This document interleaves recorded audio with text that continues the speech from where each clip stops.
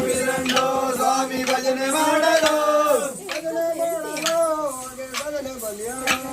ಭಜನೆ ಮಾಡಲು ಹಾಗೆ ಭಜನೆ ಬಂದಿಯಳು ಭಜನೆ ಮಾಡಲು ಹಾಗೆ ಭಜನೆ ಬಂದಿಯಳು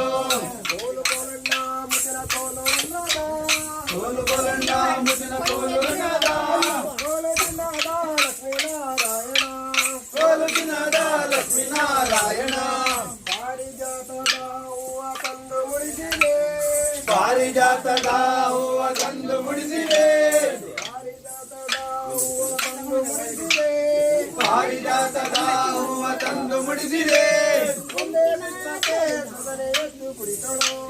ಒಂದೇ ಪುಷ್ಪಕ್ಕೆ ಸದನೆ ಎದ್ದು ಕುಡಿಸಳು ಒಂದೇ ಪುಷ್ಪಕ್ಕೆ ಸದನೆ ಎದ್ದು ಕುಡಿಸಳು ಕೋಲು ಕೋಲಣ್ಣ ಮುಗಿನ ಕೋಲು ರಂಗದ ಕೋಲು ದಿನದ ಲಕ್ಷ್ಮೀನಾರಾಯಣ ಕೋಲು ದಿನದ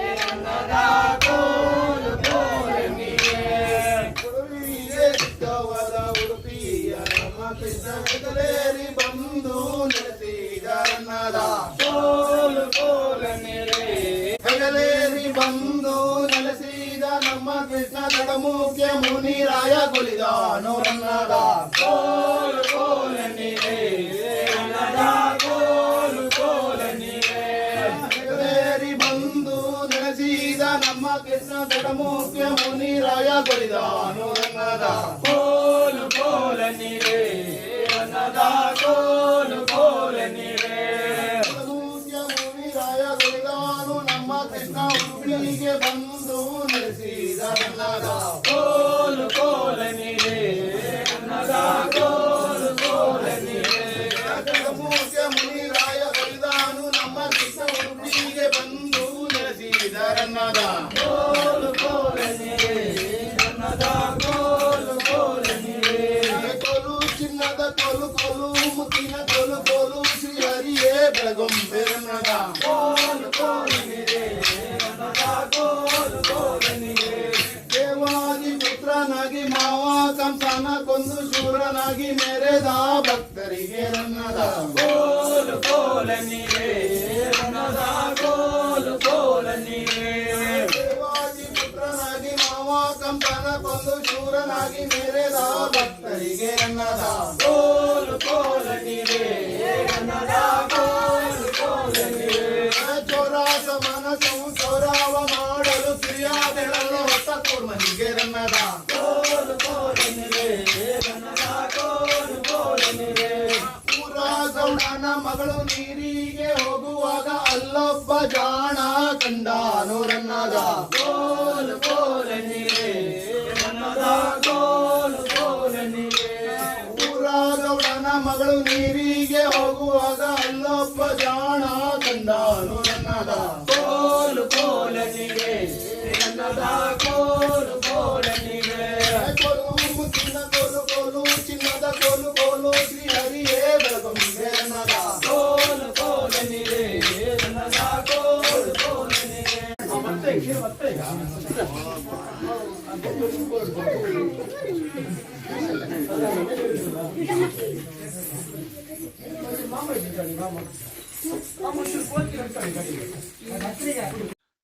ನಾಗೇಂದ್ರ ನಾಯ್ಕರಿಗೆ ನಮಸ್ಕಾರ. ನಮಸ್ತೆ. ನಮ್ಮ ಪೂರ್ವಜರು ಹೇಳಿದ ಪ್ರಕಾರ ನಾವು ಇಲ್ಲಿ ಮಹಾರಾಷ್ಟ್ರದಿಂದ ಬಂದವರು, ಸಾಧಾರಣ ಒಂದು 12-13ನೇ ಶತಮಾನದಲ್ಲಿರ್ಬೋದು. ನಾವು ಒಂಥರ ವಲಸೆ, ಒಂದು ಕಡೆಯಿಂದ ಒಂದು ಕಡೆಗೆ ವಲಸೆ ಹೋಗಿ ಜೀವನವನ್ನು ಸಾಗಿಸಿಕೊಂಡು ಬಂದವರು ಅಂತ ತಿಳಿಬೋದು ನೀವು. ಯಾಕಂದ್ರೆ ಹೇಳಿದೆ ನಮ್ಮ ಪೂರ್ವಜರು ಕೂಡ ಬೇರೆ ಕಡೆಯಿಂದ ಈ ಹತ್ತುಕಟ್ಟೆ ಆಗಿರ್ಬೋದು ಅಥವಾ ಗದ್ದುಗೆಗಳಿರ್ಬೋದು, ಅದನ್ನು ಒಂದು ಕಡೆಯಿಂದ ಇನ್ನೊಂದು ಕಡೆ ಹೋಗಿ ಅವರು ಅದನ್ನು ಪ್ರತಿಷ್ಠಾಪನೆ ಮಾಡಿ ಹಾಗೆ ಒಂದು ಜಾಗದಿಂದ ಇನ್ನೊಂದು ಜಾಗಕ್ಕೆ ವಲಸೆ ಹೋಗಿಯೇ ಈ ಒಂದು ಸಂಪ್ರದಾಯವನ್ನು ಸಮೃದ್ಧವಾಗಿ ಹೋದಲ್ಲಿ ಅವರಿಗೆ ಏನು ಬೇಕು ಅದನ್ನೆಲ್ಲ ಮಾಡಿಕೊಂಡು ಅನಕ್ಷರಸ್ಥ, ಅಂದರೆ ಪೂರ ಜನರು ಅನಕ್ಷರಸ್ಥರು ಅಂತಲ್ಲ, ಅಕ್ಷರ ತಿಳುವಳಿಕೆ ಉಳ್ಳವರು ಆಯಿತಾ. ಹೀಗೆ ಇದ್ದರೂ ಕೂಡ ಈ ಒಂದು ಆಚರಣೆಗಳನ್ನು, ಹೋಳಿ ಆಚರಣೆಗಳನ್ನು ನಾವು ಮರಾಠಿ ಜನಾಂಗದವರು, ಈಗ ಹೋಳಿ ಆಚರಣೆಯನ್ನು ಮರಾಠಿಗರು ಮಾಡ್ತಾರೆ, ಮತ್ತು ಕುಡುಬಿ ಜನಾಂಗದವರು ಮಾಡ್ತಾರೆ, ಮತ್ತು ಕೆಲವು ನಾವು ಇಲ್ಲಿ ಬಂಡಾರ ಕುಲದವರು ಅಂತ ಹೇಳೋದು ಅವರು ಕೂಡ ಮಾಡ್ತಾರೆ. ಆದರೆ ನಮ್ಮ ಈ ದಕ್ಷಿಣ ಕನ್ನಡದಲ್ಲಿ ನಾವು ಉಡುಪಿ ಮತ್ತು ಕುಂದಾಪುರ ಮತ್ತು ಕೆಲವು ಘಟ್ಟದ ಮೇಲೂ ಕೂಡ ಇದೆ. ಘಟ್ಟದ ಮೇಲೆ ಅಂದರೆ ಶೃಂಗೇರಿ, ತೀರ್ಥಹಳ್ಳಿ ಅಲ್ಲೂ ಕೂಡ ಇದೆ ತುಳಸಿ ಕಟ್ಟೆ. ನಾವು ಹೇಳ್ತೇವೆ ತುಳಸಿ ಕಟ್ಟೆಯಲ್ಲಿ ಅಮ್ಮನವರನ್ನು ಪ್ರತಿಷ್ಠಾಪನೆ ಮಾಡಿಕೊಂಡು, ಈಗ ನಾವು ಶ್ರೀ ದುರ್ಗಾ ಪರಮೇಶ್ವರಿ ಜೋಡುಗದ್ದುಗೆ ಅಮ್ಮನವರ ದೇವಸ್ಥಾನ ಚೇರ್ಕಾಡಿ ಅಲ್ಲಿರುವಂಥ ದುರ್ಗಾ ಪರಮೇಶ್ವರಿ ಅಮ್ಮನ ಒಂದು ಹತ್ತಿರ ಕಟ್ಟೆ, ಅಲ್ಲಿಂದ ಹೊರಟವರು. ಈಗ ಕೆಲವೊಂದು ಕಡೆ ಈ ರಂಜದ ಕಟ್ಟೆಯಲ್ಲಿ ಕೆಲವರು ದುರ್ಗಾ ಪರಮೇಶ್ವರಿ ಅಮ್ಮನವರು ಅಂತ ಹೇಳ್ತಾರೆ, ಕೆಲವರು ಭಸ್ಮೇಶ್ವರಿ ಅಮ್ಮನವರು ಅಂತ ಹೇಳ್ತಾರೆ, ಕೆಲವರು ಅಂಬಾ ಭವಾನಿ ಅಂತ ಕೂಡ ಹೇಳ್ತಾರೆ, ಕೆಲವರು ತುಳಜಾ ಭವಾನಿ ಅಂತ ಕೂಡ ಹೇಳ್ತಾರೆ. ಯಾಕಂದರೆ ನಮಗೆ ತುಳಸಿ ಕಟ್ಟೆಯಲ್ಲಿ ಅಮ್ಮನವರನ್ನು ನೆಲೆಗೊಳಿಸಿ ಅಥವಾ ಪ್ರತಿಷ್ಠಾಪನೆಯನ್ನು ಮಾಡಿ ಅದರ ಆಚರಣೆಗಳನ್ನು ನಾವು ಮಾಡಿಕೊಂಡು ಬಂದಿರುವಂಥದ್ದು. ಅಂದರೆ ಹೋಳಿ ಕುಣಿತ, ನಾವು ಕಾಲಿಗೆ ಗೆಜ್ಜೆಯನ್ನು ಕಟ್ಟಿಕೊಂಡು ಗುಮ್ಮಟೆ ಅಂತ ನಾವು ಇಲ್ಲಿ ಅದನ್ನು ನಾವು ಹಿಡ್ಕೊಂಡು ಪದವನ್ನು ಹೇಳಿ ನಾವು ಹೋಳಿ ಕುಣಿತವನ್ನು ಮಾಡಿಕೊಂಡು ಬಂದಿರುವಂಥದ್ದು. ನಮ್ಮ ಕಡೆ ಒಂದು ಯಕ್ಷಗಾನ ನಡೀತದೆ. ಯಕ್ಷಗಾನದಲ್ಲಿ ಪಂಚವಟಿ ಅಂತ ಒಂದು ಪ್ರಸಂಗ ಬರ್ತದೆ. ಮಾರೀಚನು ಮಾಯಾ ಜಿಂಕೆಯಾಗಿ ಬಂದು ಸೀತೆ ಅದನ್ನು ನೋಡಿ ಅವಳು ಆ ಜಿಂಕೆಯನ್ನು ಬಯಸಿ ರಾಮನು ಅದರ ಬೆನ್ನಟ್ಟಿಕೊಂಡು ಹೋಗ್ತಾನೆ ಜಿಂಕೆಯನ್ನು ಕರ್ಕೊಂಡು ಬರಬೇಕು ಅಂತ. ಇಡೀ ನಮ್ಮ ಯಕ್ಷಗಾನದಲ್ಲಿ ಒಂದು 2-3 ಗಂಟೆ ಪ್ರಸಂಗವನ್ನು ನಮ್ಮ ಪೂರ್ವಜರು, ಅಂದರೆ ಅಕ್ಷರ ಇದೆ ಕೆಲವರಿಗೆ, ಅಕ್ಷರಸ್ಥರು ಕೂಡ ಇದ್ದಾರೆ, ಆದರೆ ನಾವು ಹೇಳುವ ಪ್ರಕಾರ ಅನಕ್ಷರಸ್ಥರು ಕೆಲವೊಂದು ಪದ್ಯಗಳನ್ನು ಮಾಡಿಟ್ಟಿದ್ದಾರೆ. ನಿಮಗೆ ಹೇಳಿದರೆ ಒಂದು ಲೈನು, ಅಂದರೆ ಒಂದು ಸಾಲು ಬರುತ್ತೆ ನಮ್ಮ ಪದ್ಯದಲ್ಲಿ. ಎಕ್ಲೆ ಗೇಲೆ ಹೋ ಹೋ ಅರೆ ಎಕ್ಲೆ ಗೇಲೆಯ ಎಕ್ಲೆ ಗೇಲೆ ರೇ ಮೃಗಚೆ ಪಾಟಿರೆ ತುಮಿ ಜಾವೋ ಭವಾಸೋದೆ ಅಂತ. ಏನಂತ ಹೇಳಿದರೆ ಮಾಯಾ ಜಿಂಕೆ ಆಗಿ ಬಂದ ಮಾರೀಚನನ್ನು ಶ್ರೀರಾಮಚಂದ್ರ ಅಟ್ಟಿಸಿಕೊಂಡು ಹೋಗ್ತಾನೆ. ಅಟ್ಟಿಸಿಕೊಂಡು ಸುಮಾರು ದೂರ ಹೋದ ತಕ್ಷಣ ಅವನು ಬಾಣವನ್ನು ಬಿಡ್ತಾನೆ. ಬಾಣವನ್ನು ಬಿಟ್ಟಾಕ್ಷಣ ಆ ಮಾಯಾ ಜಿಂಕೆ ಆಗಿರುವಂಥ ಮಾರೀಚ ಸೀತೆ ಅಂತ ಕರೀತಾನೆ. ಯಾಕೆ ಕೇಳಿದರೆ ಒಂದು ದಾರಿ ತಪ್ಪಿಸುವಂಥ ಒಂದು ತಂತ್ರ. ಆವಾಗ ಈ ಮಾತು ಸೀತೆಯ ಕಿವಿಗೆ ಬೀಳುತ್ತೆ. ಆ ಸೀತೆಯ ಕಿವಿಗೆ ಬಿದ್ದ ತಕ್ಷಣ ಸೀತೆ ಏನು ಮಾಡ್ತಾಳೆ ಅಂತ ಕೇಳಿದರೆ, ರಾಮನಿಗೆ ಏನೋ ತೊಂದರೆ ಆಯಿತು ಅಂತ ಅಂದ್ಕೊಂಡು ಲಕ್ಷ್ಮಣನಲ್ಲಿ ಹೇಳುವಂಥ ಮಾತು. ಅಂದರೆ ಶ್ರೀರಾಮಚಂದ್ರ ಒಬ್ಬರೇ ಜಿಂಕೆಯನ್ನು ಅರಸಿಕೊಂಡು ಹೋಗಿದ್ದಾರೆ, ಅವರಿಗೇನೋ ಕಷ್ಟ ಬಂದಿದೆ, ದಯವಿಟ್ಟು ಲಕ್ಷ್ಮಣನಲ್ಲಿ ಹೇಳುವಂಥದ್ದು, ನೀವು ಹೋಗಿ ಶ್ರೀರಾಮಚಂದ್ರನನ್ನು ಕಾಪಾಡಿ ಅನ್ನುವಂಥ ಒಂದು ಮಾತು. ಎಷ್ಟು ಚೆನ್ನಾಗಿದೆ ನೋಡಿ. ಅಂದರೆ ಅಷ್ಟು ಅಕ್ಷರಸ್ಥರು ಆಗದೇ ಇದ್ದರೂ ಕೂಡ ಪದಗಳ ಜೋಡಣೆಯಿಂದ ಎಷ್ಟು ಸಮೃದ್ಧವಾಗಿ ನಮ್ಮ ಈ ಒಂದು ಸಾಲನ್ನು ಬರೆದು ಈ ಒಂದು ಹೋಳಿ ಆಚರಣೆಗಳನ್ನ ಮಾಡಿಕೊಂಡು ಬಂದಿದ್ದಾರೆ ನೋಡಿ. ತುಂಬ ಈಗ ರಾಮಾಯಣ ಮಹಾಭಾರತದ ಕಥೆಗಳನ್ನು ಒಳಗೊಂಡಂಥ ಪದ್ಯಗಳು ಮತ್ತು ದೇವರನ್ನು ಸ್ಮರಿಸುವಂಥ ಈ ಕೋಲಾಟದ ಪದ್ಯಗಳು ತುಂಬ ಚೆನ್ನಾಗಿ ಮಾಡಿಕೊಂಡು ಬಂದಿದ್ದಾರೆ. ನಮ್ಮ ಇಲ್ಲಿ ಒಂದು 42 ಮನೆಗಳು ಮುಂಚೆ ಇತ್ತು. ಇವಾಗ 42 ಮನೆಗಳು ಸಾಧಾರಣ 52 ಮನೆಗಳು, ಅಂದರೆ 10 ಮನೆಗಳು ಜಾಸ್ತಿಯಾಗಿ ನಮ್ಮ ಜೊತೆಗೆ ಸೇರಿಕೊಂಡು ಈ ಒಂದು ಸಮೃದ್ಧವಾದ ಹೋಳಿ ಆಚರಣೆಗಳನ್ನು ಮಾಡ್ತಾ ಇದ್ದಾರೆ. ನಿಜಕ್ಕೂ ಹೇಳುವುದಾದರೆ ತುಂಬ ಖುಷಿ ಆಗುತ್ತೆ. ಈಗ ನಾವು ಅಥವಾ ಬೇರೆಯವರು ತುಂಬ ದೂರ ಇರ್ತಾರೆ. ಅಂದರೆ ನಾನೀಗ ಮೂಲತಃ ಬೆಂಗಳೂರಿನಲ್ಲಿ ಉದ್ಯೋಗದಲ್ಲಿರುವವನು, ಆದರೂ ಕೂಡ ಹೋಳಿ ಹಬ್ಬ ಬಂತು ಅಂದ ತಕ್ಷಣ 5 ದಿವಸ ರಜೆಯನ್ನು ಹಾಕ್ಕೊಂಡು ಈ ಒಂದು ನಮ್ಮ ಪುಣ್ಯದ ಕೆಲಸಗಳಲ್ಲಿ ಅಥವಾ ಕಾರ್ಯದಲ್ಲಿ ನಾನು ತೊಡಗಿಸಿಕೊಳ್ತೇನೆ. ನಮ್ಮ ಹೋಳಿ ಆಚರಣೆಯಲ್ಲಿ ಪ್ರಮುಖವಾದಂಥ ಒಂದು ಅಂಶ ಅಂತ ಕೇಳಿದರೆ, ನಾವು ರಂಜದ ಕಟ್ಟೆ ಅಥವಾ ತುಳಸಿ ಕಟ್ಟೆ ಅಂತ ಹೇಳ್ತೇವೆ. ಅದರ ಮೇಲೆ ಸಿಪ್ಪೆಕಾಯಿಯನ್ನು ಇಡ್ತೇವೆ. ಅದೊಂದು ಕ್ರಮ ನಮ್ಮದು, ಫಲವನ್ನು ಏರಿಸುವುದು ಅನ್ನುವಂಥ ಒಂದು ಕ್ರಮ. ಅದನ್ನು ಗುರಿಕಾರರು, ನಮ್ಮ ಈ ಒಂದು ತಂಡಕ್ಕೆ ಗುರಿಕಾರರು ಅಂತ ಇರ್ತಾರೆ. ಯಾಕಂದರೆ ಅದು ಪ್ರಮುಖರು, ಅವರು ಹೇಳಿದ ಹಾಗೆ, ಅಂದರೆ ಅವರು ಹೇಳಿದ ಹಾಗೆ ಈ ಒಂದು ಸಂಪ್ರದಾಯಗಳು ನಡೆದುಕೊಂಡು ಬಂದಿರುವಂಥದ್ದು.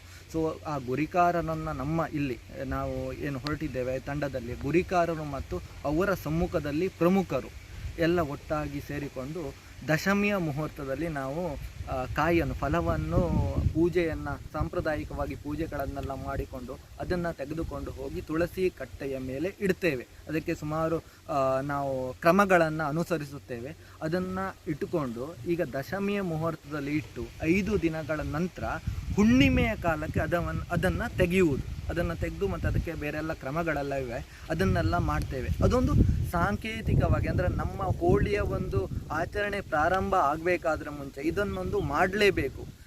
ಮತ್ತು ಈ ಫಲವನ್ನು ಏನು ಏರಿಸ್ತೇವೆ ಅದಕ್ಕಿಂತ ಮೊದಲು ಕೆಲವೊಂದು ವಿಚಾರ ವಿನಿಮಯಕ್ಕೂ ಅಥವಾ ಕೆಲವೊಂದು ಕಟ್ಟುಪಾಡು ಕ್ರಮಗಳಿಗೂ ನಾವು ಒಂದು ಕಡೆ, ಅಂದರೆ ಏನು 10 ಕಟ್ಟೆ ಅಂತ ಹೇಳ್ತೇವೆ, ಅಲ್ಲಿ ಸೇರ್ತೇವೆ. ಆದರೆ ಇದು ಪ್ರಮುಖವಾದಂಥ ಅಂಶ ಯಾವುದು, ಫಲವನ್ನು ರಂಜದ ಕಟ್ಟೆ ಮೇಲೆ ಇಡುವಂಥದ್ದು, ಅದು ಮತ್ತು ಫಲವನ್ನು ಏರಿಸುವುದು ಅಂತ ಒಂದು ಕ್ರಮ ಇದೆ. ಸೊ ಅದು ಪ್ರಮುಖವಾದಂಥ ಒಂದು ಅಂಶ. ಮತ್ತು ಬೇರೆ ಬೇರೆ ಅದಕ್ಕೆ ಜೋಡಿಸಿಕೊಂಡು ಬೇರೆ ಬೇರೆ ಆದಂಥ ಕಟ್ಟು ಕ್ರಮಗಳೆಲ್ಲ ಇದೆ.